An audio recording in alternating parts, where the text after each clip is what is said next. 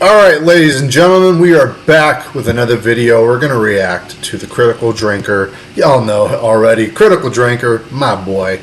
We're doing another video, The Odyssey. Oh dear. Now, I have not been keeping up with the Odyssey drama because, well, personally, I'm over it. I'm fatigued. I'm over all the bullshit that comes with the Odyssey right now and Christopher Nolan's selling out.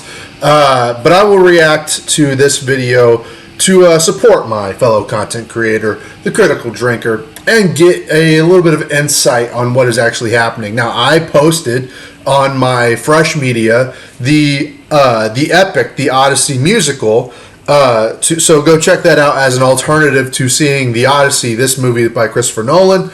I would recommend you check out the epic musical instead. But here we are, we're going to react to The Odyssey. Oh dear. Oh dear, let's see what they got. Oh dear, if it's not one thing, it's another. No sooner has Hollywood weathered the absolute storm that blew up around Supergirl, causing irreparable damage to female-led superhero movies and probably James Gunn's career, than another tempest looms on the horizon. And I'm not talking about the kind that this Galadriel cosplayer was banging on about. There's a tempest in me. I mean another potentially devastating audience backlash, this time against Christopher Nolan's Odyssey. It's a film that's already had its share of controversies and criticisms, everything from the postmodern feminist translation of the source text to the cinematography, costumes, historical authenticity, look and feel, and worst of all, the casting. And it will not be quelled by you, Regent.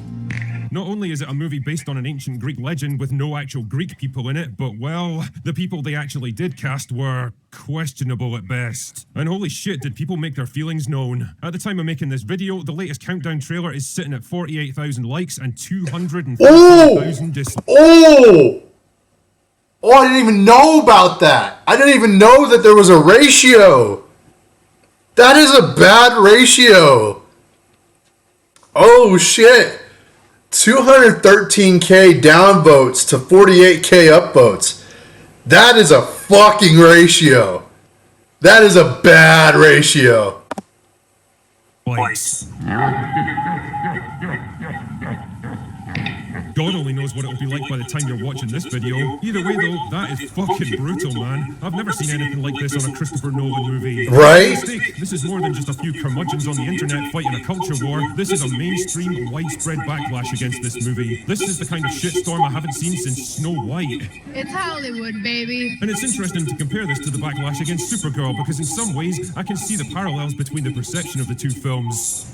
That doesn't make sense. Now stick with me here because I am going someplace with this. Supergirl had the bad luck of landing right at the intersection of three major problems in modern entertainment. 1. Superhero fatigue. 2. Girl boss fatigue. And 3. James Gunn fatigue. All those factors combined together to sour people's anticipation for the film before it even released. Because us humans are pretty good at pattern recognition, and let's be honest here, we've had a pretty bad run of female-led superhero movies and TV shows over the past 5 years, and we've had an even worse run of James Gunn-led projects. Keep serving up shit food at your restaurant and guess what? People are going to start complaining and then they're going to stop showing up. But the Odyssey might be walking right into its own little intersection of stuff that people are getting increasingly pissed off about. For example, 1. Race swap fatigue. Yep. 2. Gender ideology fatigue. And 3. Zendaya fatigue. The first one because, well, it's first. Now, you don't need me to tell you that there's been a frustrating rise in the race swapping of established characters and in some cases, actual historical figures in recent years. And of course, it only ever goes in one direction. There's this weird assumption that every other culture, race and ethnic group in the world are entitled to their own unique stories, history and identity, and it all has to be carefully fenced off, protected and respected. Whereas anything created by white Europeans is treated like some generic all-you-can-eat buffet that everyone's allowed to stick their hands into. Black female Vikings? Sure, why not? An Asian Isaac Newton? Of course. An English Tudor queen who's somehow African? It just makes sense. You sure about that? You sure about that? Well, no, actually, it doesn't. And you know what? I think people are getting a bit sick of this shit. They're getting sick of being written out of their own cultural heritage and even their own history. They're getting sick of being labelled racist just for pointing out something that's provably, verifiably bullshit. And they're getting sick of being expected to just shut up and accept it. But we was Kangs. We was Kangs, though. Didn't you know that Yakub created white people? We was Kangs. It's all bullshit, man.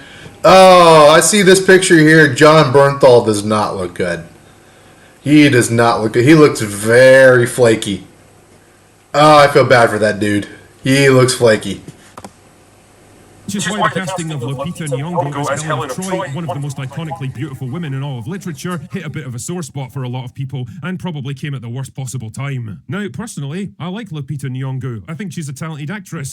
I do too. Before I say, before we go on with the racism, I actually do like Lupita Nyong'o. I actually think she is very pretty, and that's me. I like my chocolate queens. But as Helen of Troy, we're talking about a Greek here.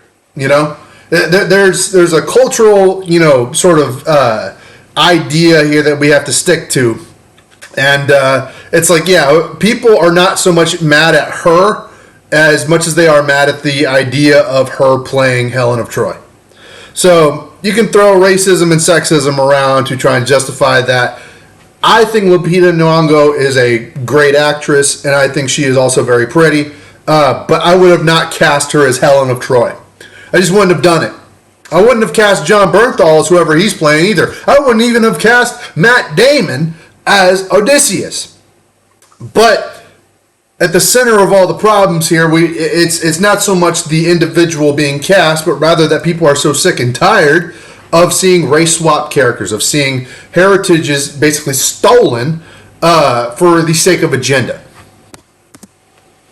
But come on, man. There's no fucking way you're convincing me or anyone else that she was the right person to play this role. Yeah, and exactly. And I don't know if this just does not look like a Helen of Troy. In context or whatever, like she's not wearing a beautiful dress. She's not in a royal garb or anything. She's being held back by soldiers and I guess angry or sad, and this is just not a good still. Just not a good still of it. So everything about this does not scream Helen of Troy, okay? Helen of Detroit. It's an act of lunacy. That's right, Sean Connery, it is. You know what's also an act of lunacy? Casting Elliot Page in this movie, which brings me neatly along to my second issue in the unholy trifecta, gender ideology. Now, we all know that Elliot Page recently transitioned from female to male, and that's fine by me. I hope he's living his best life now and that he's happy and fulfilled. But it does create a bit of a problem when it comes to casting, because Elliot Page is 5'1" and weighs about 90 pounds soaking wet. He makes Millie Alcock look positively statuesque, and no amount of shadowboxing videos is going to change that. Notice how they put him next to the smallest man they could possibly find to try and make him look... What the fuck is happening, bro? What the fuck is this? Boxing videos is going to change that. Notice how they put him next to the smallest man they could possibly find to try and make him look bigger? Well... It's kind of... Call me a freak. Is going to change that. Hey, you know what? I'm not the fucking freak here. I'm going to fucking stand on my business here. I'm not a fucking freak. This is a freak. This used to be a woman. This used to be a pretty woman. Now, this look at this shit. All fucking... it's like a Frankenstein's monster. It looks photoshopped. Nah. Call me a transphobe. Fuck you. I'm not the freak here. This person's the freak. Yeah, and no amount of videos are going to convince me otherwise. Alcock look positively statuesque, and no amount of shadowboxing videos is going to change that. Notice how they put him next to the smallest man they could possibly find to try and make him look bigger? Well, your Jedi mind tricks won't work on me, son. Anyway, he's playing a Greek soldier named Sinon, who was never actually mentioned in the Odyssey or even the Iliad, but who cares at this point because we're just winging this shit. But I mean... how? What the fuck is he supposed to fight against? I mean, his own armor probably weighs more than he does. The moment he's on screen amongst other men, he's gonna look like a small, malnourished child playing at soldiers. Believing this kind of crap requires the same kind of mental gymnastics that allows 5'3" Scarlett Johansson to beat up a room full of men twice her size. Again, it's something we've all had to collectively suffer through for like a decade now, this notion that men and women's fighting potential is even vaguely comparable, and well, nobody buys it anymore, man. Especially in a movie made by Mr. Ultra Serious Christopher Nolan. This isn't some cheesy action flick or a dumb superhero movie where believability sits firmly on the back burner. This is meant to be a grounded, realistically portrayed narrative, and it looks ridiculous. The third issue is a less prominent one, but I do get the feeling it's becoming more prevalent as time goes on, and the best way I can describe it really is Zendaya fatigue. Right now, it just feels like the girl is fucking everywhere. Not only is she in 4 separate high-profile movies this year alone, plus Euphoria on TV, but she also seems to be getting lavished with so much news coverage and fake praise that it's becoming exhausting. I just said in my Dune trailer, Dune Part 3 trailer reaction that I got tired of Zendaya. And one of the biggest problems I have is Zendaya's performance in those movies. So yes, I definitely feel the Zendaya fatigue. She is not a good actress.